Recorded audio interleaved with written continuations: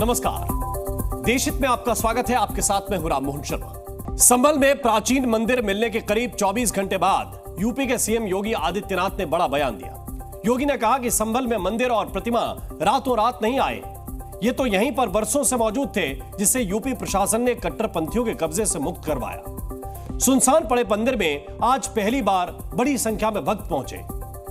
पूरे भक्तिभाव से मंदिर में पूजा हुई। संभल में जहां एक तरफ मंदिर में पूजा हो रही थी, दूसरी तरफ मस्जिद पर शिकंजा कस रहा था।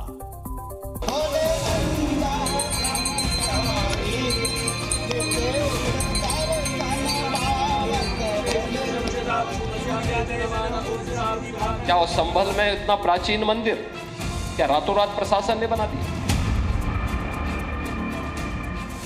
46 वर्षों बाद दूध और गंगा जल से महादेव का रुद्राभिषेक। क्या वहां बजरंगबली की इतनी प्राचीन मूर्ति रातों रात आ गई? 46 साल के बाद बजरंगबली के सामने सुंदरकांड का पाठ। योगी के प्रण से संभल के मंदिर पर एक बार फिर भगवा ध्वज लहराया। मुस्लिम मोहल्ले में खड़े मंदिर के शिखर पर सनातनी छाप है, तो मंदिर के अंदर भक्तों की भीड़ पहुंच रही है। सबसे पहले देखिए आज मंदिर में क्या क्या हुआ। कल रात से ही मंदिर के अतिक्रमण पर हथौड़ा बरसाकर उसे रातों रात साफ किया गया। मंदिर में महादेव का पहला रुद्राभिषेक हुआ। शान से भगवा ध्वज लहराया। पहली बार भक्तों की भीड़ आई। मंदिर की नई दीवार का निर्माण हुआ। मंदिर के साथ कुएं की खुदाई की गई। पूरे वैदिक मंत्रोच्चार के साथ मंदिर में पूजा पाठ शुरू हो गया और ये देखकर भक्तों के आंसू नहीं थम रहे। मैं पहली बार आई हूँ। पहली बार आप लोग आई हैं? कैसा लग रहा है आपको आज मंदिर खुले? मुझे बहुत अच्छा लग रहा है, बहुत अच्छा लग रहा है। मैं दर्शन करना चाहूंगी। यहीं पे रहते हैं आप? नहीं, मैं मुरादाबाद से आई हूँ। तो विशेष तौर पर मंदिर देखने आए? हाँ।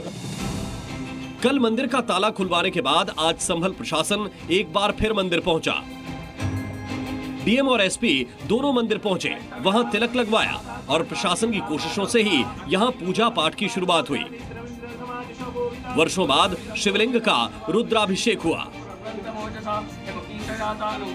40 वर्ष के पश्चात पुनः एक मंदिर मिला है, जो मंदिर 40 वर्षों से बंद किया पड़ा होता है, जिस मंदिर में किसी प्रकार का कोई पूजन अर्चन नहीं हो रहा था, उस मंदिर में आज पूजन अर्चन हो रहा है। आज भगवान को चोला चढ़ाया जाएगा, हनुमान जी महाराज को, और भगवान का षडंग रूप से रुद्राभिषेक किया जाएगा। दूध, दही, शहद, घी, कपूर, बेलपत्र सहित कई पूजन सामग्रियों के साथ महादेव का रुद्राभिषेक हुआ। मंत्रों के उच्चारण से पूरा वातावरण गूंज उठा। 46 वर्षों के बाद ये मंदिर अपने पुराने वैभव की तरफ लौट रहा है। भक्तों का दावा है कि 1978 से पहले यहां हर दिन इसी तरह से पूजा पाठ किया जाता था और आने वाले दिनों में भी ये बिना किसी रोक टोक के जारी रहेगा। डर वाला समय तो अब समाप्त हो गया। भगवान श्री कल की स्वयं पर यहाँ का रक्षा कर रहे हैं। बहुत खुशी की लहर है। हमें मंदिर मिला हमारा पुराना, हमारी बहुत खुशी की लहर है। और भी ऐसे बहुत मंदिर हैं जो इन लोगों ने दबा रखे हैं, वो हमें मिलने चाहिए। हाँ, खुशी तो बहुत है और सब यहाँ पर आएंगे, पूजा पाठ होगी सुबह शाम। जो मंदिर कभी सूना रहता था, आज वहां भक्त भजन कीर्तन करते रहे। मंदिर का भव्य श्रृंगार हुआ। बजरंगबली की आरती हुई। पूजा पाठ से दिन भर मंदिर का इलाका गूंजता रहा। बिल्कुल पूजन पाठ होगा, जैसे आज अभी आरती हुई है मंदिर की, सुबह शाम हर प्रकार से ऐसे ही आरती होगी और नित्य आरती होगी। इसमें कोई भय वाली कोई ऐसी बात नहीं। प्रशासन पूरा हमारे साथ है और हर प्रकार से सभी भक्तगण मौजूद भी ऐसे रहेंगे जैसे अभी मौजूद थे।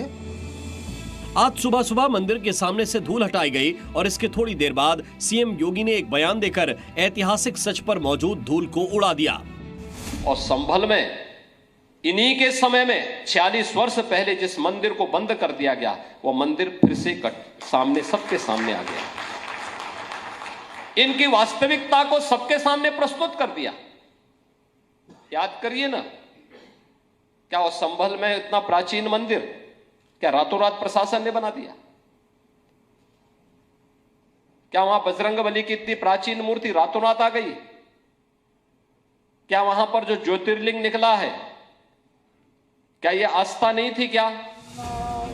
प्राचीन हनुमान मंदिर के दरवाजे पर जो कट्टरपंथ की दीवार खड़ी थी उसे रातों रात हथौड़ा चलाकर साफ कर दिया गया। पर मंदिर के पिछले हिस्से पर जो अतिक्रमण है उसे हटाने के लिए संभल प्रशासन जल्द ही नोटिस देगा और अवैध कब्जे को समतल करने के लिए जल्द ही बुलडोजर की एंट्री हो सकती है। संभल में आगे क्या होने वाला है, इस पर योगी ने एक और बयान दिया है।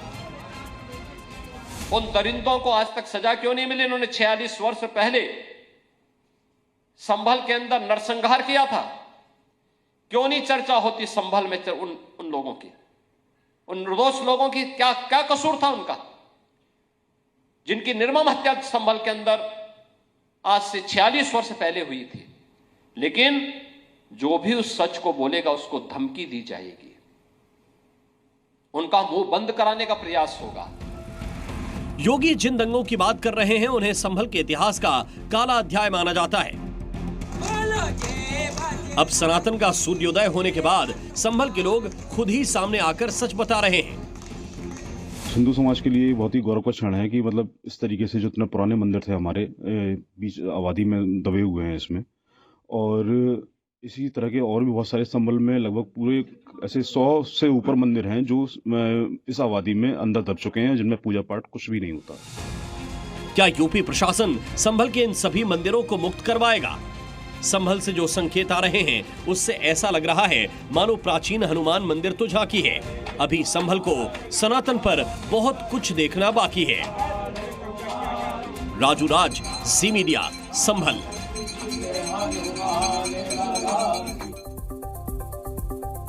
और अभी संभल से एक बड़ी खबर आई है। इस हनुमान मंदिर और इसमें रखे शिवलिंग सहित बाकी प्रतिमाएं, जिसमें हनुमान जी, गणेश जी सहित कई और देवी देवता मौजूद हैं, इन सभी की वैज्ञानिक जांच कराई जाएगी। प्रतिमा और शिवलिंग की कार्बन डेटिंग की जाएगी। कार्बन डेटिंग से इसकी जांच होगी। कार्बन डेटिंग दरअसल एक ऐसी पद्धति है जो लगभग 60,000 वर्ष तक की आयु का सटीक निर्धारण कर सकती है, जानकारी दे सकती है। यानी कार्बन डेटिंग से यह पता चलेगा कि शिवलिंग और यह मंदिर कितना पुराना है। इसके लिए संभल के डीएम ने ASI यानी कि आर्कियोलॉजिकल सर्वे ऑफ इंडिया को एक पत्र लिखा है। इसमें उन सभी लोगों को भी इससे करारा जवाब मिलेगा जो इस मंदिर को लेकर राजनीति कर रहे हैं, जब यह पता चलेगा कि ये मूर्तियां और ये मंदिर कितना पुराना है। संभल के 1000 साल पुराने शिव मंदिर पर भगवा लहराने लगा, तो दूसरी ओर मस्जिदों के अवैध अतिक्रमण पर बुलडोजर चल रहा है। ऐसा नहीं है कि सिर्फ मस्जिदों के अवैध कब्जों पर ही बुलडोजर चला है, बल्कि संभल में जहां हिंसा हुई थी, अब उन गलियों में एक एक अवैध कब्जे को योगी का बुलडोजर तोड़ रहा है।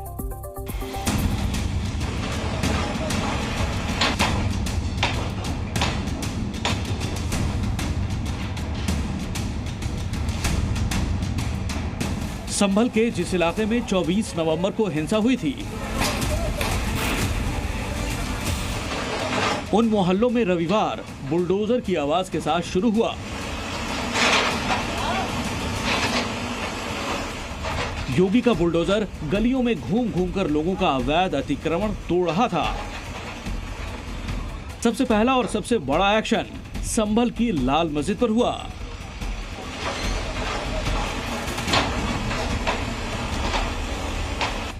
मस्जिद की सीढ़ियों का हिस्सा अवैध था जो नालियों को ढक रहा था। उसी अवैध हिस्से को बुलडोजर ने तोड़ना शुरू किया। संभल नगर पालिका के द्वारा अब अवैध रूप से इंक्रोचमेंट जो किया गया था उसे लेकर बुलडोजर कार्रवाई यहाँ पर हिंदूपुरा खेड़ा इलाके में शुरू की गई है। ये वो इलाका है जहाँ पर 24 तारीख को यहाँ पर हिंसा हुई थी और हिंसा के बाद ये वही जगह पर है। हिंसा के बाद यहाँ पर अब जो अवैध रूप से जो निर्माण किया गया था, सड़कों पर इंक्रोच किया गया था, उसे हटाने का काम यहाँ पर चल रहा है। बुलडोजर एक्शन चल रहा है। ये मस्जिद है, ये लाल मस्जिद है और लाल मस्जिद के पास जो ये सीढ़ियाँ बनाई गई थी सड़कों पर, उस सीढ़ियों को यहाँ पर हटाया जा रहा है। 24 नवंबर की सुबह संभल के हिंदूपुरा खेड़ा में भी हिंसा हुई थी। यहाँ भी दंगाइयों ने पुलिस वालों को निशाना बनाया था और ठीक 20 दिन बाद यहाँ पर अतिक्रमण के खिलाफ योगी का बुलडोजर एक्शन हो गया। मस्जिद की सीढ़ियां अपनी हद से आगे निकली हुई थी। लेकिन योगी के बुलडोजर ने लाल मस्जिद को उसकी हद में वापस पहुंचा दिया, लेकिन मस्जिद को किसी तरह का नुकसान नहीं हुआ। मस्जिद के अवैध अतिक्रमण को बुलडोजर ने साफ कर दिया तो स्थानीय लोग बोले, योगी ने जो किया अच्छा किया। जो भी कर रही है सरकार सही कर रही है, इसमें हम क्या कर सके। बुलडोजर कार्रवाई के दौरान लाल मस्जिद के आसपास सुरक्षा का कड़ा पहरा था। शायद इसीलिए इस बार इस मोहल्ले में पत्थरबाज नजर नहीं आए। गली की शुरुआत में ही बुलडोजर ने अवैध अतिक्रमण तोड़ा तो गली के अंदर कई लोग अपने अवैध अतिक्रमण को खुद ही तोड़ने लगे। नालियों के ऊपर बने अवैध निर्माण पर खुद ही हथौड़ा चलाने लगे। इन गलियों में बरसों से अतिक्रमणबाज कब्जा जमाए बैठे थे, लेकिन योगी के बुलडोजर ने सबको लाइन पर ला दिया। तो हमने यहाँ पे लगातार जो अभियान है उसे जारी रखने का निर्णय लिया है और कुल 6 टीमें बनाई जाएंगी। 6 टीमों के साथ 6 हमारे जो बुलडोजर है वो रहेंगे। जो अस्थायी अतिक्रमण है उसके लिए पर्याप्त जो हमें मुनादी करानी थी और बैठकें करनी थी, सूचना देनी थी, वो हमने कर दिया। तो नोटिस के बाद ही उसे ध्वस्त कराया जाएगा। संभल के डीएम ने साफ कर दिया है कि अभी अवैध अतिक्रमण पर बुलडोजर का प्रहार थमेगा नहीं। सरकारी जमीन को कब्जे से मुक्त कराने का सिलसिला आगे भी चलता रहेगा। संभल में अब तक बिजली चोरों पर बुलडोजर चला है, अतिक्रमण करने वालों पर बुलडोजर चला है, अवैध कारोबार करने वालों पर भी बुलडोजर एक्शन होने वाला है। साथ ही तालाब पर कब्जा करने वालों पर भी बुलडोजर चलाने की तैयारी है। संभल के समाजवादी पार्टी सांसद जियाउर रहमान बर्क के चाचा भी अतिक्रमण विरोधी बुलडोजर के मुरीद हो गए हैं। हाँ, अतिक्रमण अभियान चल रहा है, सभी जगह चलना चाहिए। बिल्कुल हम इसके साथ हैं, फेवर में हम इसके, क्योंकि इससे एक आदमी का नुकसान है तो मतलब ये उससे ज्यादा का पब्लिक को फायदा भी है। 1, 2, 3, 4, 5 ये किसी एलपीजी गैस एजेंसी की तस्वीर नहीं है, बल्कि एक शख्स का मकान है जहां से पुलिस को 25 घरेलू एलपीजी सिलेंडर मिले हैं। हाजी रब्बान नाम के शख्स के घर से 25 घरेलू सिलेंडर मिले। जब उनसे इसके कागज मांगे गए तो वो कागज नहीं दिखा पाए, जिसके बाद प्रशासन ने सारे सिलेंडर जब्त कर लिए हैं। संभल में बुलडोजर धर्म देखकर नहीं, कानून के हिसाब से चल रहा है और इसीलिए अतिक्रमणबाजों को योगी का बुलडोजर जरूर डरा रहा होगा। राजूराज, जी मीडिया, संभल। संभल के सांसद जियाउर रहमान वर्ग के मकान की समय सीमा खत्म हो रही है। बिना नक्शा पास करवाए बनाए गए मकान पर बुलडोजर एक्शन की तैयारी है। पहला नोटिस तो सांसद महोदय ने हल्के में ले लिया, अब दूसरा नोटिस भेज दिया गया है। मतलब यह है कि बुलडोजर मकान के गेट तक पहुंच गया है।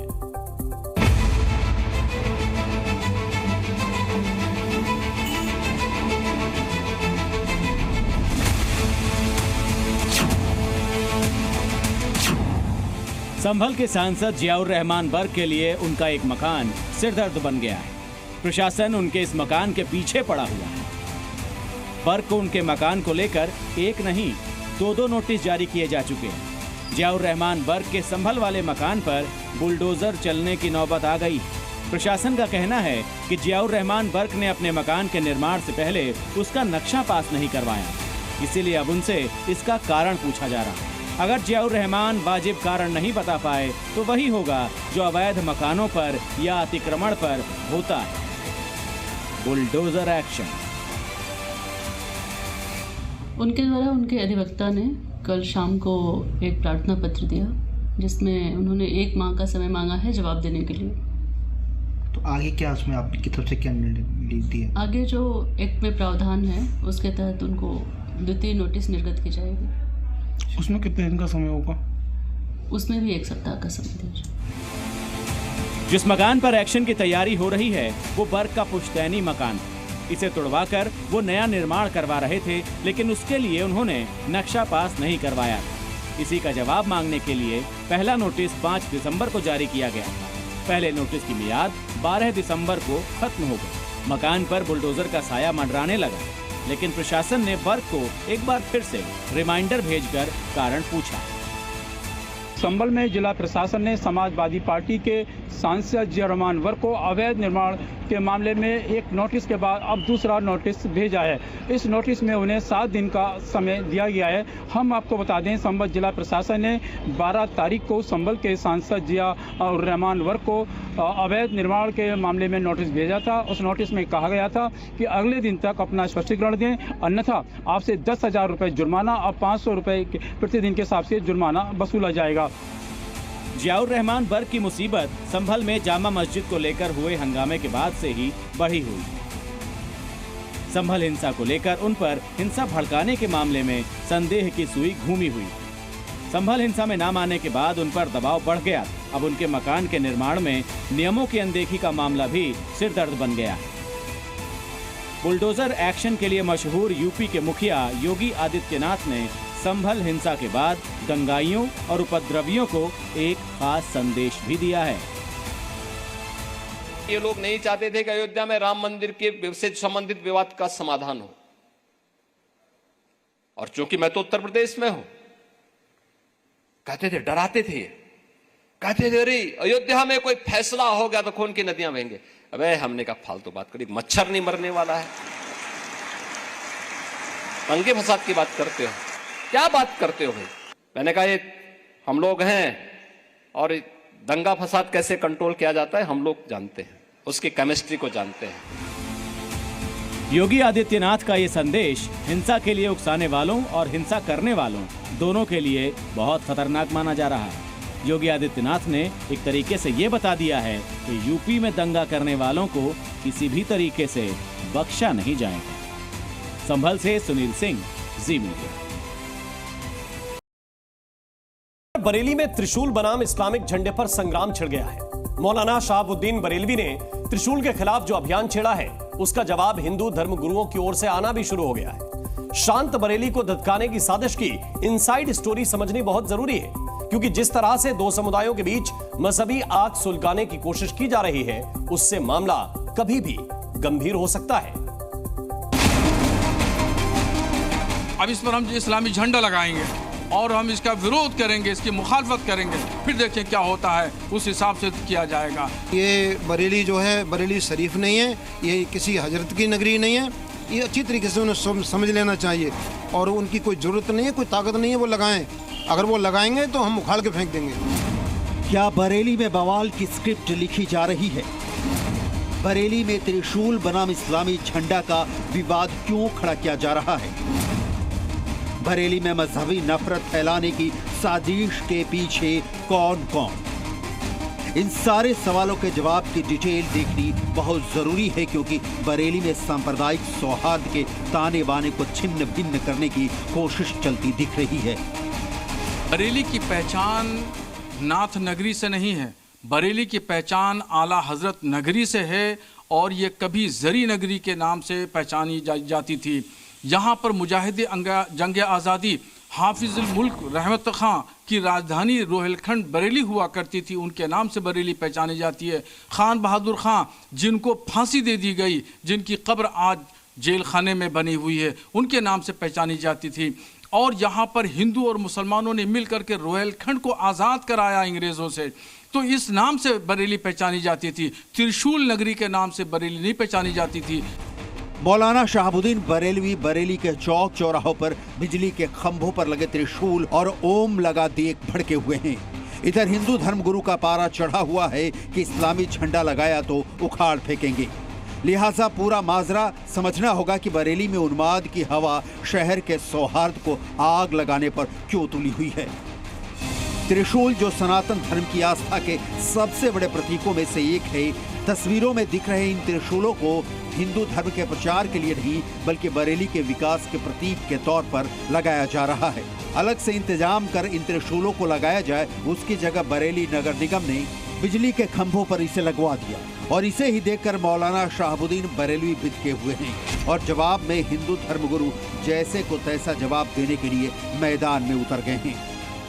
और सरकार भी कह चुकी है कि नाथ कॉरिडोर बनेगा, तो नाथ नगरी में नाथ कॉरिडोर बनेगा ना।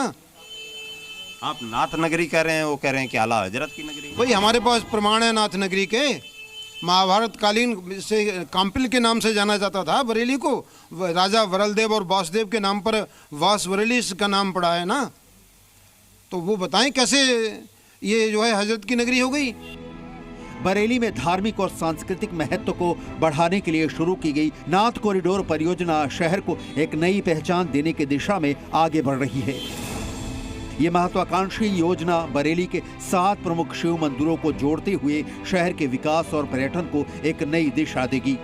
नाथ कॉरिडोर परियोजना के तहत बरेली के 7 प्रमुख मंदिरों बरेली के महादेव मंदिर, अलखनाथ मंदिर, तपेश्वर नाथ मंदिर, धोपेश्वर नाथ मंदिर, त्रिवती नाथ मंदिर, बनखंडी नाथ मंदिर, पशुपति नाथ मंदिर, मढ़ीनाथ मंदिर को जोड़ने की योजना है।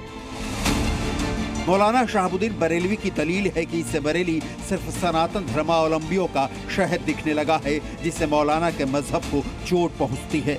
बरेलवी चाहते हैं कि नाथ कॉरिडोर के साथ आला हजरत कॉरिडोर बनना चाहिए।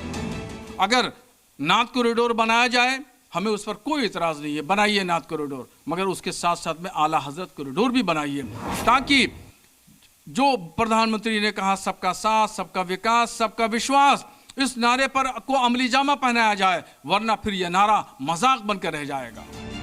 मौलाना के त्रिशूल विरोधी आलाप के बाद प्राचीन बाबा अलखनाथ मंदिर में समुदाय विशेष की एंट्री पर बैन लगा दिया गया है। मंदिर के पुजारी का कहना है कि मुसलमानों का आना सख्त मना है, क्योंकि हमारे मंदिर में क्यों आए, क्या जरूरत है।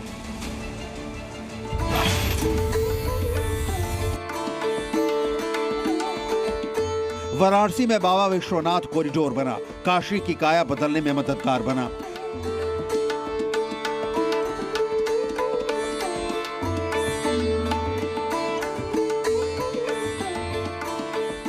उज्जैन में महाकाल कॉरिडोर बना, श्रद्धालुओं की सुविधा के द्वार खुल गए।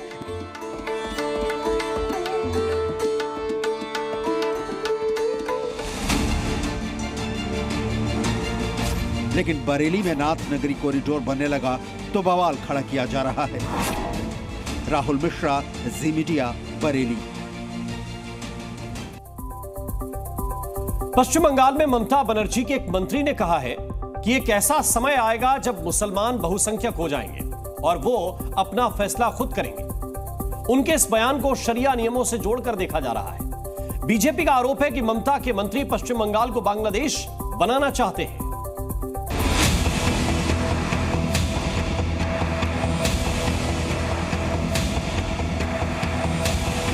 बांग्लादेश में जो साजिश इस्लामिक कट्टरपंथियों ने रची,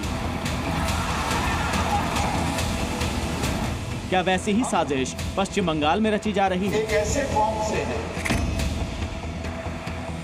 यह आरोप पश्चिम बंगाल के बीजेपी नेताओं ने ममता के सबसे खास मंत्री फिरहाद हकीम पर लगाया है। पश्चिमी बंगाल के शहरी विकास मंत्री फिरहाद 2 दिन पहले कोलकाता में मुस्लिम छात्रों से जुड़े एक कार्यक्रम में शामिल हुए।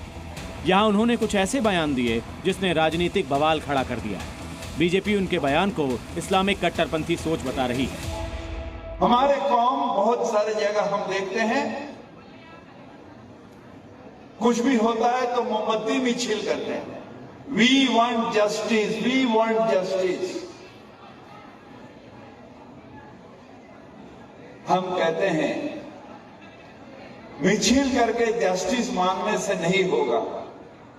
अपने औकात, अपने रुतबा ऐसे जगह पर बढ़ा जो तुम खुद जस्टिस देने के लायक होगे। जस्टिस मांगोगे नहीं, जस्टिस दोगे।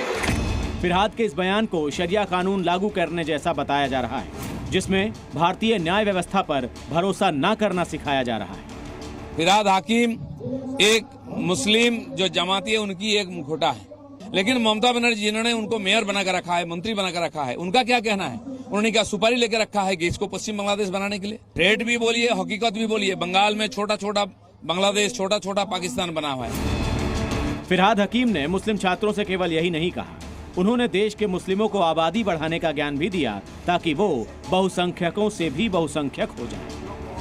हम एक ऐसे कौम से हैं जो कौम, बंगाल में तो हम 33% हैं, मगर हिंदुस्तान में भी हम सिर्फ 17% है और हमें माइनॉरिटी कम्युनिटी कहा जाता है।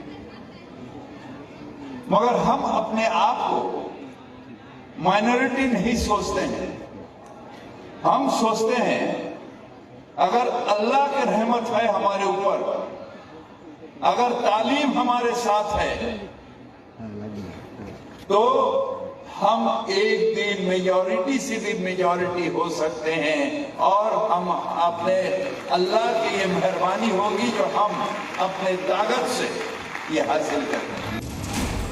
फिरहाद हकीम के विवादित बयानों के इतिहास को देखते हुए उनके इस बयान को बहुसंख्यकों के खिलाफ एजेंडा चलाने जैसा बताया गया।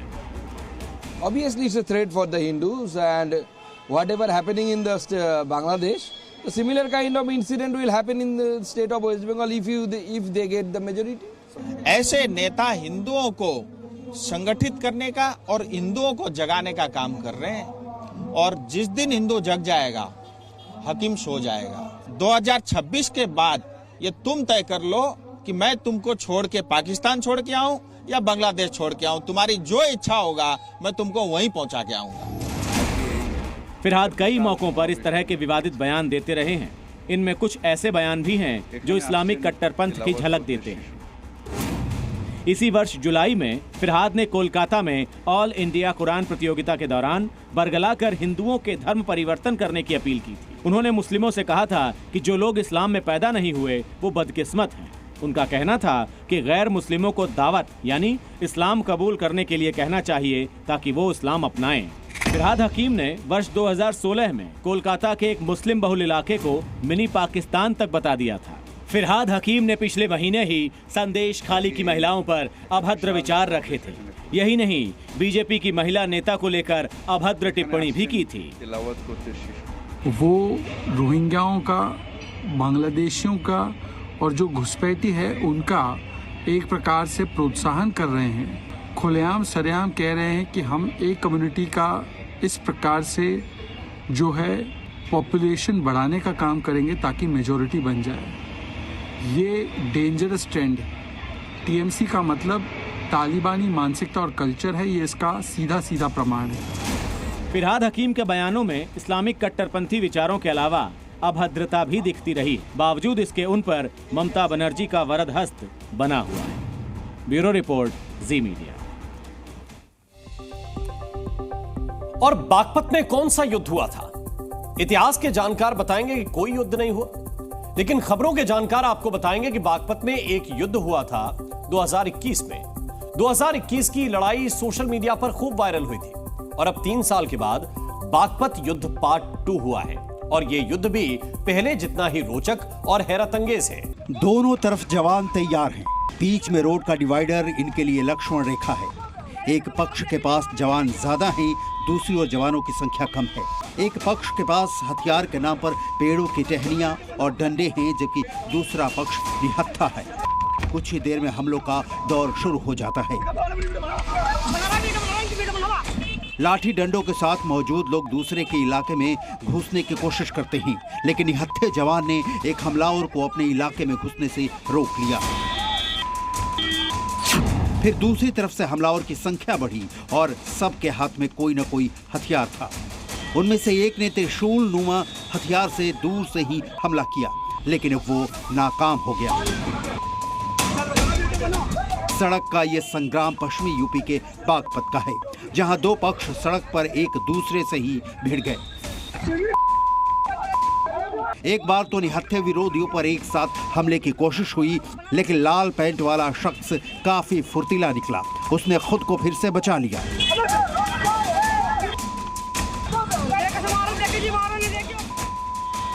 बागपत युद्ध पार्ट 2 की लड़ाई क्यों हुई, ये अभी तक सामने नहीं आ सका है। मिनी युद्ध लड़ने वाले दोनों पक्ष मारपीट के बाद मौके से भाग निकले।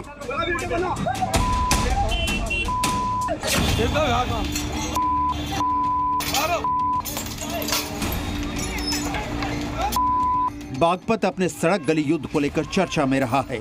3 साल पहले बागपत में चाट की दुकान लगाने को लेकर दो पक्षों में इतनी भयानक लड़ाई हुई थी, जिसे आज तक कोई भूल नहीं पाया है। उस महाभारत में हथियारों का इस्तेमाल हुआ था, मल्ल युद्ध हुआ था, गोरिल्ला युद्ध भी हुआ था। अब 3 साल बाद फिर से बागपत की सड़क पर इतिहास दोहराने की कोशिश की गई, लेकिन कहते हैं ना, ओल्ड इज गोल्ड। इस बार का बागपत युद्ध पिछले बार के मुकाबले फीका रहा। बागपत से सटे मुजफ्फरनगर में तो एक पावर हाउस जंग का मैदान बन गया। यह मल्ल युद्ध बिजली सप्लाई को लेकर हुआ। गांव के एक दबंग शख्स गांव की बिजली सप्लाई करने वाले पावर हाउस पहुंच गया और जब कर्मचारी ने उसकी बात नहीं सुनी तो दोनों पक्षों के लोग बिजली घर में ही भिड़ गए। आरोप है कि मारपीट के लिए लोहे का सरिया और धारदार हथियार का भी इस्तेमाल किया गया। ब्यूरो रिपोर्ट, जी मीडिया। सनातन की सबसे बड़ी लड़ाई इस वक्त कट्टरता के खिलाफ है। योगी आदित्यनाथ इस बात को बहुत अच्छे से जानते हैं और इसीलिए वो सनातनियों से एकजुट रहने के लिए कह रहे हैं। दूसरी तरफ वो कट्टरपंथियों को आईना दिखाने में भी पीछे नहीं है। योगी आदित्यनाथ ने इस बार फिर से कहा है कि दुनिया में सबसे पहले सनातन धर्म आया और जब आया तो कोई धर्म नहीं था। उन्होंने बहुसंख्यक अल्पसंख्यक का भेदभाव खत्म करने की बात कही। योगी लगातार कह रहे हैं कि बटेंगे तो कटेंगे। इससे पहले उन्होंने कहा था धर्म सुरक्षित तो हम सुरक्षित रहेंगे। जिन्ना के जिन्न को भी कट्टरपंथी हिंसा के लिए योगी जिम्मेदार मानते हैं। योगी आदित्यनाथ एक एक कर कट्टरपंथियों के धागे खोल रहे हैं और मुगल गैंग पर हिंदुत्व बाण छोड़ रहे हैं। ये लोग हमारी विरासत पर दावेदारी करते हैं। जब इनका कहीं अता पता नहीं था तब ये विरासत हमारी थी। क्या कोई दलित देश राम राज्य की परिकल्पना को साकार कर सकता है? क्या वे भी शासक थे कि ताजमहल बनाने वाले कारीगरों के हाथ काट दिए जाते हैं। योगी आदित्यनाथ के ये तेवर और तीखे बाण कट्टरपंथियों को चुभ रहे होंगे। जो कट्टरपंथी सनातन पर सवाल खड़े करते हैं उन्हें योगी आदित्यनाथ ने सनातन का इतिहास याद दिला दिया। वैदिक काल रहा हो,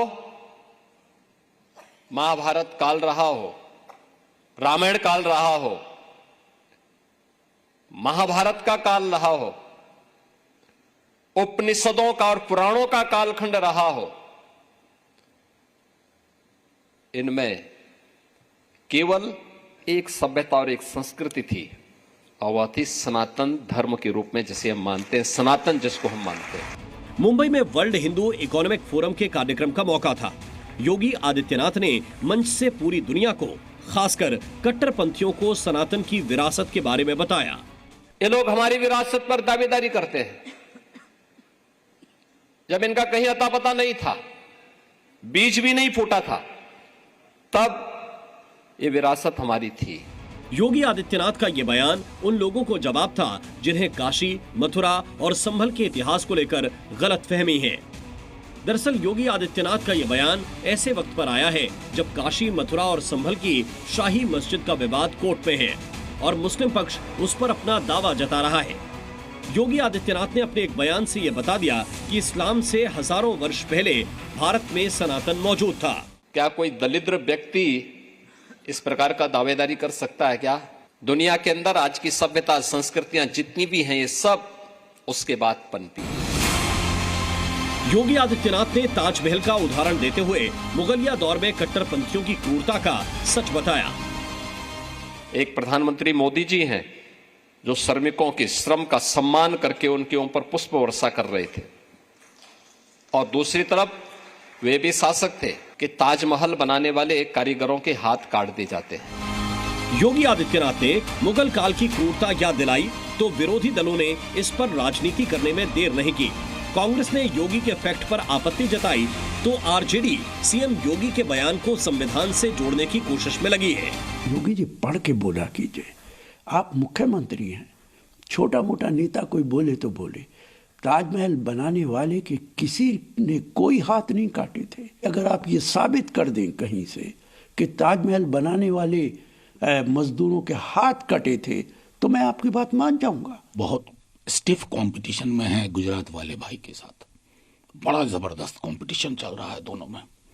दोनों वॉर ऑफ पोजीशन में कि कौन 2 कदम आगे बढ़ जाए। लेकिन उनको ये समझना होगा संविधान को ही नमन करना है। जब ताजमहल बन रहा था तो योगी जी थे क्या खड़े कि हाथ काट दिए? योगी आदित्यनाथ ने आतंकवादी संगठनों और आतंकवाद को पालने वालों को भी कड़ा जवाब दिया। आज जो लोग आतंकवाद को पलवित व पुष्पित कर रहे हैं, तब इनका अंडा भी नहीं फूटा था इस धरती पे। योगी आदित्यनाथ ने समान नागरिक संहिता के विरोधियों को भी नहीं बख्शा। भारत तो कह रहा है कि साहब भारत के अंदर अल्पसंख्यक और बहुसंख्यक का भेद समाप्त होना चाहिए, सब लोगों पे एक समान कानून लागू होना चाहिए। उनके निशाने पर वो लोग थे जो यूसीसी लागू नहीं होने देने की धमकी दे रहे थे। वैसे योगी आदित्यनाथ पिछले कुछ समय से कट्टरपंथियों के खिलाफ बोल रहे हैं। उनके कई बयान सनातन प्रेमियों के लिए मंत्र बन गए हैं। बटेंगे तो कटेंगे सबसे पहला मंत्र है। दूसरा मंत्र है धर्म सुरक्षित तो हम सुरक्षित। तीसरा मंत्र है जब तक जिन्ना का जिन्न तब तक हिंसा। कट्टरपंथियों पर योगी सिर्फ अपने बयानों का बुलडोजर ही नहीं चलाते, बल्कि समय समय पर उन्हें बुलडोजर का एक्शन भी दिखाते हैं। ब्यूरो रिपोर्ट, जी मीडिया। और आइए अब हम पीओके में पाकिस्तान के डर की पोल खोलेंगे। पाकिस्तानियों का दावा है कि पीओके में भारतीय फौजी आ गए हैं। भारत की सरकार पहले ही कह चुकी है कि पीओके हमारा अभिन्न हिस्सा है, तो भारतीय सेना कभी ना कभी पीओके में दाखिल हो सकती है। हालांकि अभी वो वक्त नहीं आया है, तो फिर पाकिस्तान को पीओके में हर तरफ इंडियन आर्मी क्यों दिखने लगी? इस डर की वजह पीओके में आजादी की लहर तो नहीं है। पीओके में 2025 की आजादी की झलक दिख रही है, जिसे देख देख कर पाकिस्तानियों में डर बढ़ रहा है। पाकिस्तान के कुछ पत्रकारों का दावा है कि पाकिस्तानी कब्जे वाले कश्मीर में भारतीय फौजी दाखिल हुए। उन्होंने वहां जाकर फायरिंग की और फिर वापस हिंदुस्तान लौट गए। इस पूरी खबर पर पाकिस्तान की सरकार, विदेश मंत्रालय और पाकिस्तानी आर्मी खामोश है, लेकिन सोशल मीडिया पर जमकर बहस हो रही है। ये पूरी खबर एक पाकिस्तानी पत्रकार बसारत राजा के ट्वीट से वायरल हुई।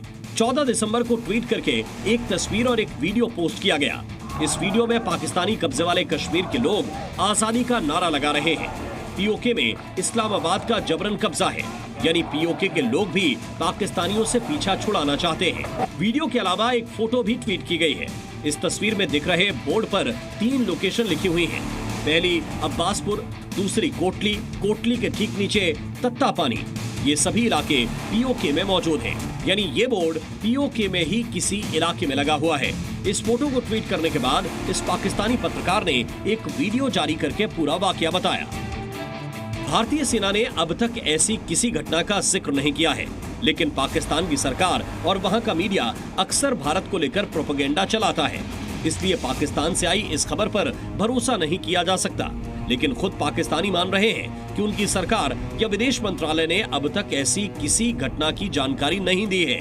पाकिस्तान से आई इस खबर का मजाक सीमा पार बैठे पत्रकार भी बना रहे हैं। पीओके में भारतीय फौज दिखना पाकिस्तानी सेना का डर हो सकता है, यानी संभावना है कि आजकल पाकिस्तान को दिन में भी भारतीय सेना के डरावने सपने आ रहे हैं, इसीलिए उसे पीओके में भारतीय फौज दिख रही है। वो भी 1-2 नहीं बल्कि 20-25 फौजी। इस खबर से एक बात तो क्लियर है कि पाकिस्तान अब तक भारतीय सेना की सर्जिकल स्ट्राइक को भूला नहीं है। ब्यूरो रिपोर्ट, जी मीडिया। हिंदुओं पर जुल्म करने वाले बांग्लादेशियों को सबक सिखाने की तैयारी चल रही है। दिल्ली में अवैध बांग्लादेशियों को चुन चुनकर पकड़ा जा रहा है और उन्हें वापस भेजने की तैयारी हो रही है। भारत के लोग और धर्मगुरु चाहते हैं कि अवैध बांग्लादेशियों का हुक्का पानी बंद कर दिया जाए और तुरंत प्रभाव से उन्हें वापस उनके देश भेज दिया जाए। बांग्लादेश में हिंदुओं के साथ हो रहे जुल्म का हिसाब भारत में रहने वाले अवैध बांग्लादेशियों को चुकता करना पड़ेगा। दिल्ली में छिपे अवैध बांग्लादेशियों के खिलाफ एक बड़ी मुहिम पहले ही शुरू हो चुकी है। दिल्ली के उपराज्यपाल के आदेश के बाद अवैध बस्तियों में वेरिफिकेशन ड्राइव चलाई जा रही है। पिताजी का नाम क्या है? 1000 लोगों को वेरीफाई कर चुके हैं, जो कि हमारा पूरा जो ड्राइव है इंफॉर्मेशन बेस्ड है। जहाँ जहाँ पे हमें इनपुट मिलता है कि यहाँ पे इलीगल इमिग्रेंट्स हो सकते हैं, वहाँ पे ड्राइव चलाई जा रही है। तो ऐसे ही कालिंदी कुंज इलाके और हज़रत निज़ामुद्दीन के इलाकों में इस तरह की ड्राइव हुई है, जिसमें हमें 2 बांग्लादेशी हम लोग पकड़ने में कामयाब रहे हैं। दिल्ली में अवैध बांग्लादेशियों का होना देश की सुरक्षा के लिए बड़ा खतरा है, इसीलिए अब तो दिल्ली के संत महंत भी अवैध बांग्लादेशियों का हुक्का पानी बंद करने की मांग कर रहे हैं। बांग्लादेश घुसपैठियों को देश से बाहर निकाला जाए। अभी हमारे दिल्ली के जो गवर्नर साहब है, उन्होंने जो आदेश दिया है कि उनकी पहचान करके उनको जो है बाहर निकाला जाए, ये बहुत स्वागत योग्य कदम है। उनकी निश्चित रूप से उन सबकी पहचान की जानी चाहिए और जिन्होंने फर्जी प्रमाण पत्र बनाए हैं उन लोगों के विरुद्ध भी कड़ी कार्रवाई करते हुए इन बांग्लादेशियों को तुरंत जो है देश से बाहर निकालने का प्रयास किया जाना चाहिए। संतों का ये गुस्सा बांग्लादेश में हिंदुओं की हत्याओं और मंदिरों को तोड़े जाने को लेकर है। बांग्लादेश में इस्लामिक कट्टरपंथी हिंदुओं को टारगेट कर रहे हैं, इसीलिए भारत के हिंदू संत भड़के हुए हैं। बांग्लादेश के इस्लामिक कट्टरपंथी संगठन जमाते इस्लामी के हमलावरों ने जयदेव नंदी नाम के इस शख्स को बुरी तरह से पीटा है। जयदेव नंदी सनातनी जागरण ज्योत नाम के संगठन से जुड़े हुए थे। ये तस्वीरें देखकर बांग्लादेश के हिंदुओं की हालत आप समझ सकते हैं। एक और तस्वीर दिखाते हैं। सोशल मीडिया पर बांग्लादेश के चटगांव का ये वीडियो वायरल है। इसके बारे में बताया जा रहा है कि कल रात भोजपुर के हिंदू व्यक्ति कांति डे पर इस्लामिक कट्टरपंथियों ने हमला कर दिया। इस हमले में इस्लामिक कट्टरपंथियों ने कांति डे और उनके परिवार को घर में बंद करके घर को आग लगा दी थी। परिवार खुशकिस्मत था कि वो किसी तरह से जलते हुए घर से बाहर आ सका। इस्लामिक कट्टरपंथी हिंदुओं के नंहार पर उतारू हैं ताकि वो उनकी संपत्ति पर भी कब्जा करें। बांग्लादेश में हिंदुओं के साथ जो हो रहा है ये उसकी कुछ झलकियां हैं। इसी वजह से भारत में बांग्लादेश के कट्टरपंथियों और यूनुस सरकार के खिलाफ गुस्सा है। बांग्लादेश भारत के हिंदू ही नहीं बल्कि भारतीय पढ़े लिखे मुस्लिम भी बांग्लादेश के खिलाफ सड़क पर उतर आए। लखनऊ में मुस्लिम समाज ने हाथों में कैंडल और तख्तियां लेकर बांग्लादेश और पाकिस्तान में अल्पसंख्यकों पर हो रहे जुल्म के खिलाफ आवाज उठाई। बांग्लादेश ने हाल ही में यह कबूल किया है कि उनके देश में हिंदुओं को टारगेट किया जा रहा है, लेकिन अभी तक हिंदू विरोधी हिंसा में शामिल कट्टरपंथी संगठन जमाते इस्लामी के खिलाफ कोई एक्शन नहीं लिया गया। ब्यूरो रिपोर्ट, जी मीडिया। और संभल की तरह दिल्ली में भी बुलडोजर चला। यहां बुलडोजर चलाने के लिए डीडीए यानी दिल्ली डेवलपमेंट अथॉरिटी की टीम पहुंची और एक 2 मंजिला बिल्डिंग पर बुलडोजर चलाना शुरू कर दिया। डीडीए का दावा है कि उनके पास बिल्डिंग गिराने का ऑर्डर है। हालांकि जमीन के मालिक का दावा है कि उनसे 1 करोड़ रुपए की रिश्वत मांगी गई और घूस नहीं देने पर बिल्डिंग गिराने बुलडोजर पहुंच गया।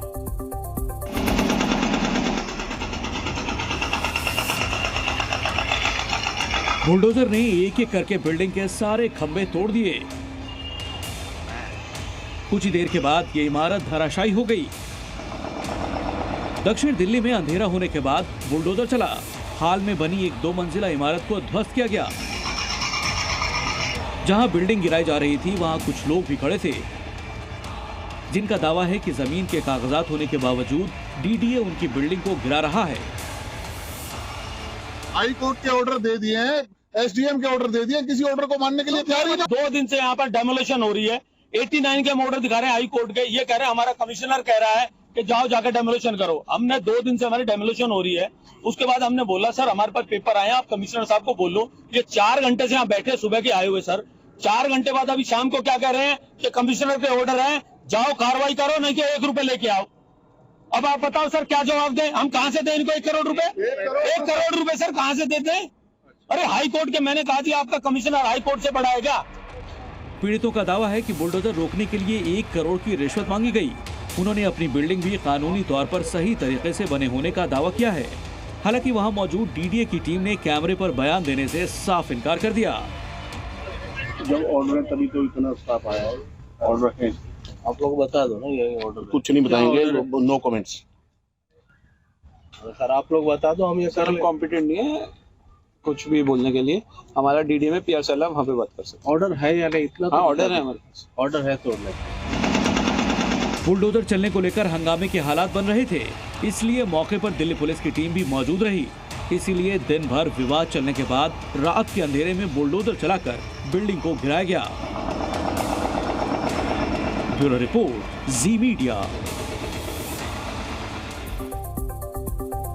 पाकिस्तान और चीन का नया डर फुल स्पीड से कश्मीर घाटी की तरफ बढ़ रहा है। पाकिस्तान में चर्चा है कि हिंदुस्तान ने नई दिल्ली टू श्रीनगर ट्रेन दौड़ाने की तैयारी पूरी कर ली। घाटी में ट्रेन मतलब पाकिस्तानी आतंकियों के लिए खतरे की घंटी और चीन के लिए सीमा पर टेंशन ही टेंशन। पर कश्मीर की आवाम खुश है क्योंकि अगले महीने से दिल्ली टू श्रीनगर ट्रेन का डायरेक्ट सफर शुरू होने वाला है।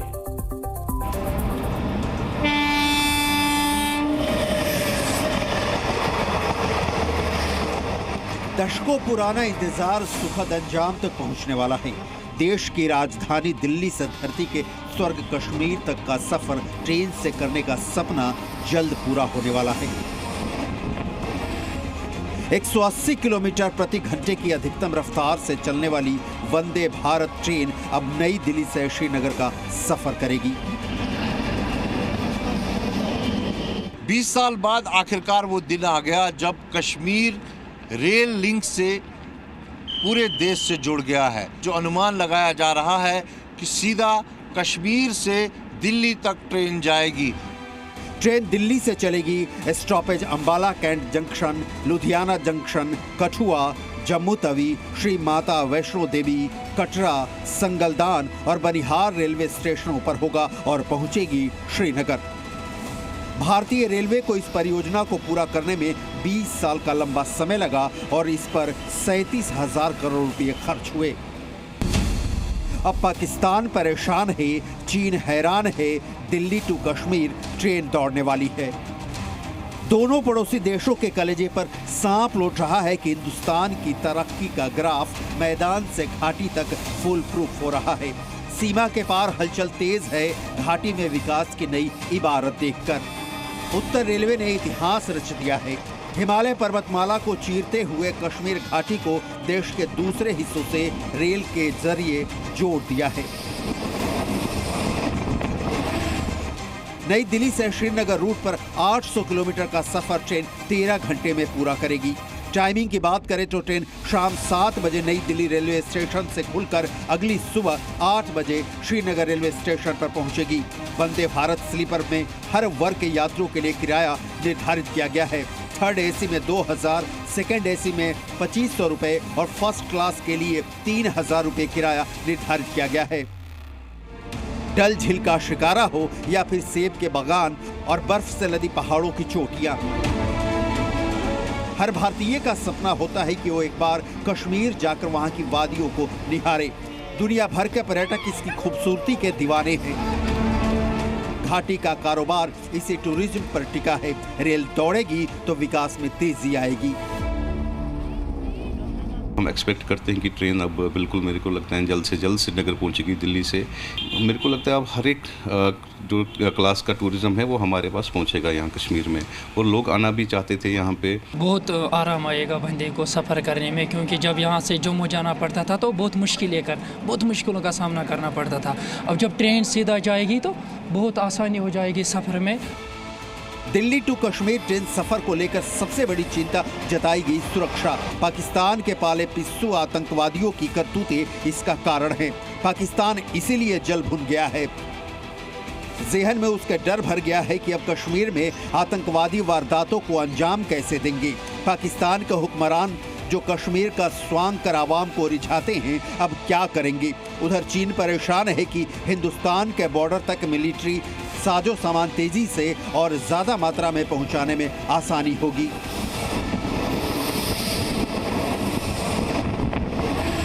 पच्चीस या 26 जनवरी को जो अनुमान लगाया जा रहा है कि सीधा कश्मीर से दिल्ली तक ट्रेन चलेगी, वो सफलतापूर्वक आगे भी चलती रहे, इसके लिए पूरे प्रबंध किए गए हैं।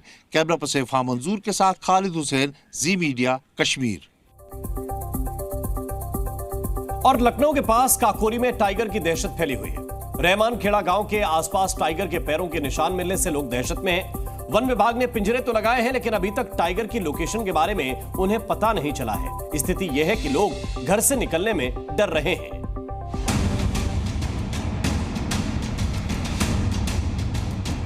इन जंगलों में एक बाघ के अचानक आ जाने से दहशत है। ये लखनऊ के काकोरी का क्षेत्र है। यहाँ के सेंट्रल इंस्टीट्यूट ऑफ सब ट्रॉपिकल हॉर्टिकल्चर का वन क्षेत्र कई किलोमीटर में फैला है। इन्हीं जंगलों में कहीं से एक बाघ आ गया। बाघ के पैरों के निशान मिलने से आसपास के गांवों में दहशत फैल गई है। तस्वीरें हम आपको दिखाते हैं कि बाघ जब इस खुले इलाके से जंगल की तरफ जा रहा था तभी उसको कुछ ग्रामीणों ने देखा था, जिसके बाद इसकी जानकारी वन विभाग को दी थी। जंगल का वो इलाका है जहां पर बाघ के पगचिन्ह भी मिले थे। ये आप सामने की तरफ जो गड्ढा देख रहे हैं, यहीं पर ही बाघ के पगचिन्ह मिले थे। ऐसे में तमाम जो ग्रामीण थे उन्होंने इसकी तुरंत जानकारी जो है वो वन विभाग से साझा की है। आमतौर पर इस जंगल में ना के बराबर जंगली जानवर होते हैं, लेकिन वन विभाग को लग रहा है कि बाघ अपना क्षेत्र बनाने के लिए चलते चलते अपने असली घर से कई किलोमीटर दूर यहाँ पहुँच गया है। इसी वजह से इस क्षेत्र में रहने वाले इंसानों को खतरा है।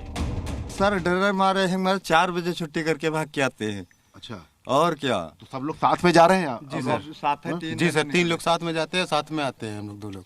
इधर इतना अंधेला रात में शाम को हो जाता, 5 बजे निकलने का मन नहीं करता इधर। गांव वालों ने बाघ की दहशत की वजह से घर से निकलना कम कर दिया है। किसान अपने खेतों में नहीं जा रहे हैं और अगर निकलना भी पड़ रहा है तो हाथों में लाठी डंडे लेकर, और कई लोग एक साथ मिलकर निकल रहे हैं। और इसी के साथ देश हित में अभी के लिए बस इतना ही। सी न्यूज पर खबरें लगातार जारी है।